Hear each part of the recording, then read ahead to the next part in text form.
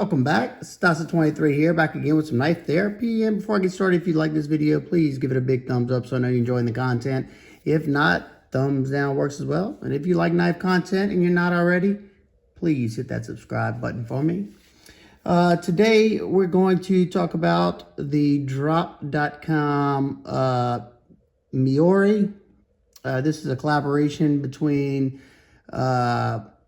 I think it was Gareth Bull and Drop.com and manufactured by We Knives. And we're going to do like I've done the last couple of videos. We're going to break off into the testing portion. And then once that's done, we'll wrap it up with my final conclusions. So y'all stay tuned for that. Peace.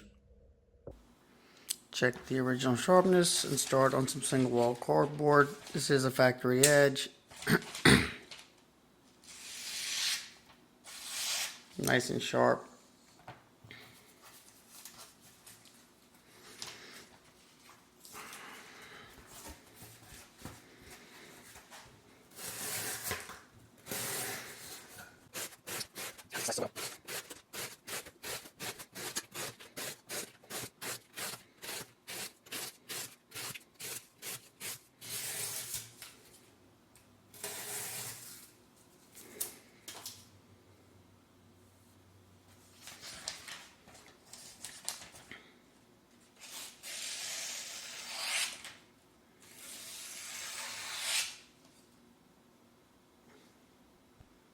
Cut up some of this 3/4 inch bungee. It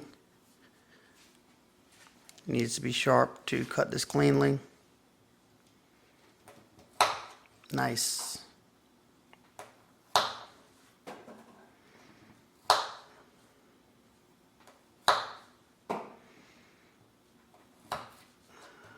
Nice clean cut.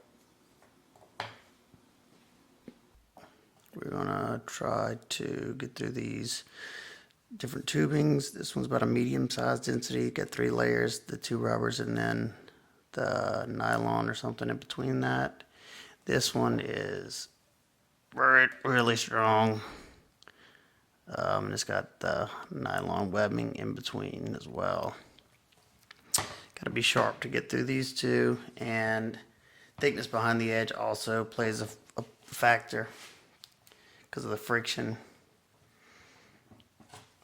Very nice.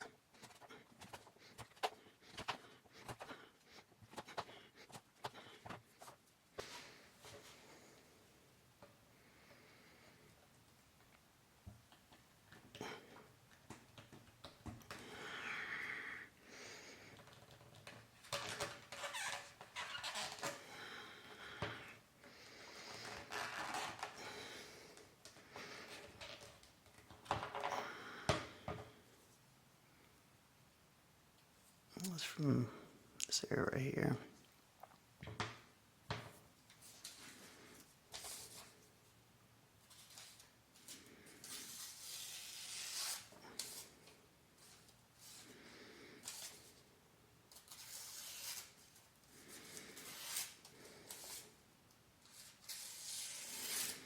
Still good.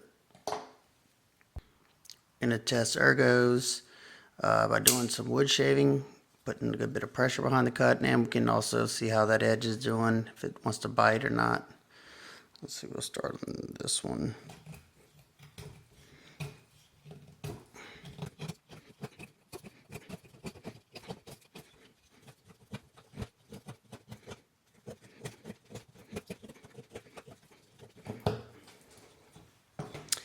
All right, it was fairly comfortable in this grip. I did feel the top of this clip a little bit right there in my hand. You can see that mark. It was, like I said, pretty comfortable this way. It was biting well, but whenever I wanted to try to get to that tip and I went up like this doing push cuts, that thin spine is not the most comfortable when you're trying to put pressure down on your cut for force. But overall, I'd say it's pretty comfortable, especially with that contouring. The handle is a little thin, so it did I had to hold it a little harder so it would fatigue your hand, you know, after doing a lot of cuts. But let's check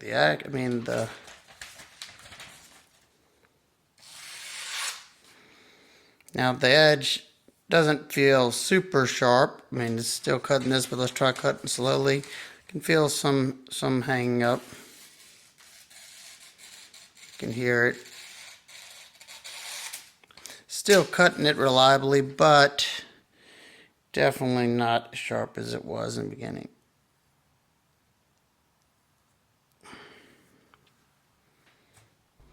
We're gonna try cutting up some of this 3/8 inch twisted sisal rope. I had to put the glove on because I've tested several knives before this one and my hands are worn out. So hopefully I can hold on to them with this glove. Let's see.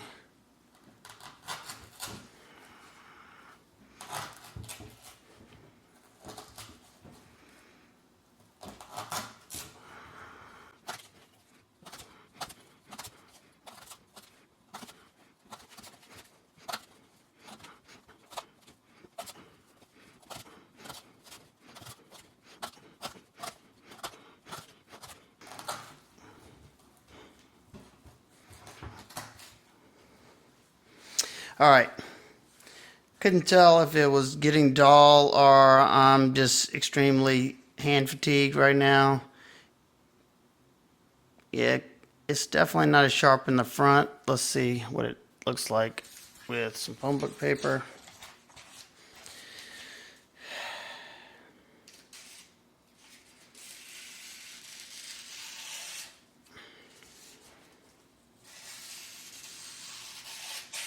They got a few catches in the edge. I'm not putting any weight on this blade. I'm just trying to let it pull through by itself. So it has some minor snags right here. Yeah, just right here. Other than that, still got a good workable edge.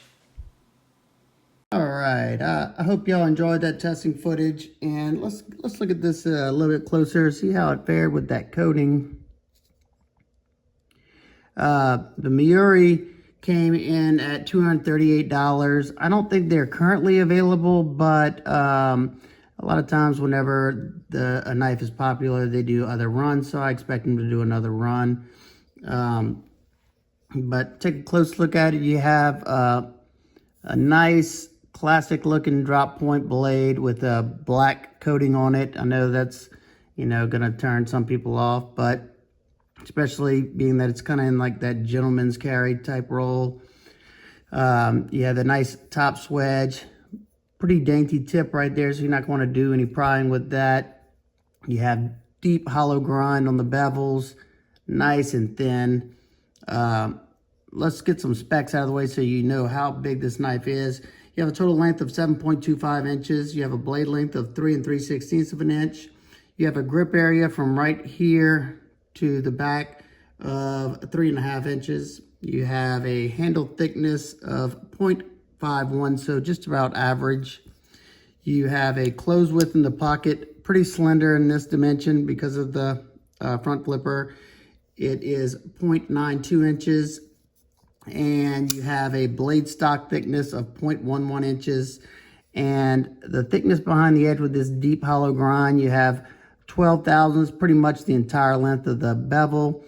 It does thicken up to about 14 to 15 thousandths right here in the back for some reason. Just a really, really nice looking knife. And as you can see, I mean, the coating kind of dulled a little bit, but it's still intact. Go from all the testing. As you can see on this side, you have Gareth's Bull Maker's Mark right there. And on this side, if you can see that right there, you have the S35VN. You have a perfectly executed sharpening notch right there. Well done, love that. Shouldn't have any flaring toward the back. You have a row jimping right up here with a semi of a ramp right here. And in my opinion, that's the perfect jimping. It's very fine jimping, and especially for a front flipper, it catches onto the finger without tearing it up, at least on this one. Maybe if you had a very strong detent, that would be a different story. But for this knife, it's perfect in hand right here, especially if you're holding it right here. And of course, if you holding it up here in the front to push down, it's going to be out of the way. Like I said, it is a front flipper. You do have this protrusion right here, keeps it nice and sleek, and you don't have anything. You can keep the blade more buried into the handle because you don't have to put a thumb stud on there, and you don't have the flipper tab to get caught on anything. The front flipper is executed absolutely perfectly. You can do the reach around, probably my favorite method. You can do the regular one, and I'm not that good at front flippers. And this one, I can do it pretty much with almost every finger. Super smooth. Lock up, still solid after the test. No up or down, no left or right. Let's close it up. It is riding on ceramic bearings and a ceramic detent. Not sure what type of wood scales these are, but it's an attractive looking wood. I will say that it is pretty slick. It is contoured, as you can see. You have titanium hardware that on this variant has been anodized bronze. And the titanium liners have been anodized bronze, along with the milled titanium pocket clip that has a hidden screw. You can see underneath there, it's screwed in from the back side. You have the same type of wood in the back spacer, excellent fit and finish. You have the Drop logo, very nonchalant on this side.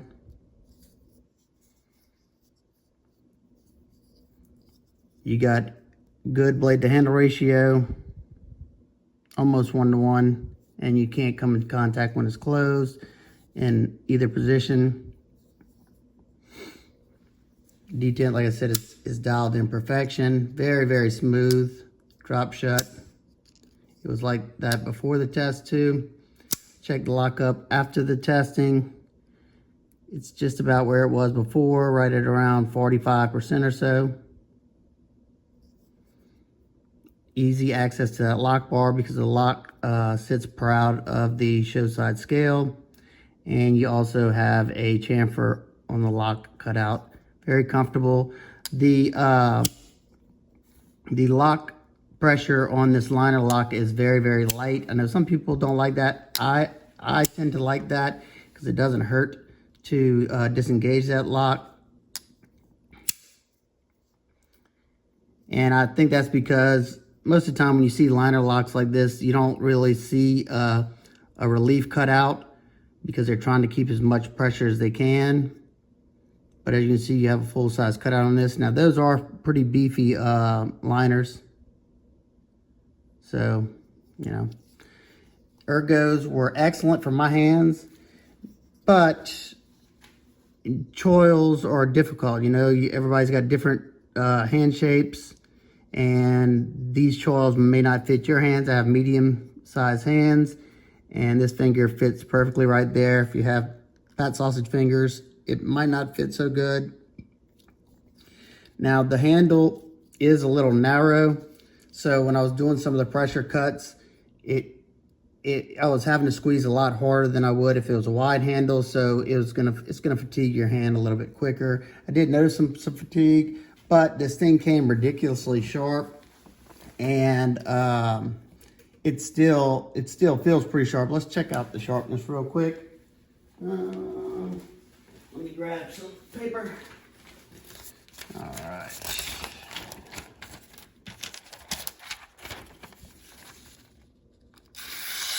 Still nice and sharp. I mean, it's not as sharp as it was in the beginning. You can feel a little drag, but still cutting phone book paper reliably, I'd say that's good to go. Let's get some size comparisons out of the way and we'll wrap it up. Let's see some more front flippers. You got the Real Steel Compact Metamorph. You got the Wingman EDC Mach 1 MT&T. Both excellent knives right here. A budget front flipper, and probably one of the best budget front flippers. The Civivi McKenna. And another one of my favorite front flippers, the Pinionized X Series Apache. These two, the way the front flippers are done on these two are definitely my favorite. They both have like fine jimping like that. It doesn't rip up my finger, and it gives me really good traction, so you can really get it out there. That's why I struggle sometimes with using front flippers. But this reminds me a lot of my Sabenza 31 and this wood inlay. Just both really classy looking, very gentlemanly-like, except you have the black blade on there. That's kind of brings it to that tactical feel too, though. Let's get a weight on it, and I will talk about my nitpicks and, like I said, wrap it up. 2.54 ounces. Very, very lightweight. And let's see what it looks like in the pocket. I mean, it disappears in the pocket. Not deep carry, but pretty darn close. And it hugs that pocket, so it's like you don't have anything in there, and you don't have to worry about a flipper tab catching your hand when you're reaching into the pocket. Only nitpicks and complaints I have about this, mine came off-centered. It's not terrible. I could live with it, and I could probably work on it and fix it. It was like this before the testing as well. Also, it's not tapped for right-hand carry. I know they're, it doesn't hurt me any, but I know, we have lefties out there that we show them some love too. I don't know if they did a lefty version or not, so if they did, sorry, correct me. I'm not a huge fan of the gold anno. I don't really know what color would have looked good with the wood, so maybe just a blasted or maybe black. I think, yeah, black would have probably looked pretty cool on that wood. And last thing, the wood is pretty slick, but I do feel locked in. I know when it was really cold outside, it's warming up here in Louisiana, but really cold, my hands are real dry. I was just really careful when I was flipping it. But once it's in hand, it's locked in. So overall, I think it's a win. If you're looking for a good front flipper, Gareth Wool design, and you don't want to spend $1,000, definitely a good option. And I highly recommend it. If you have any questions, comments, concerns, please leave them down below. And I hope everybody's having an absolutely wonderful day. I will see y'all on the next one. Peace.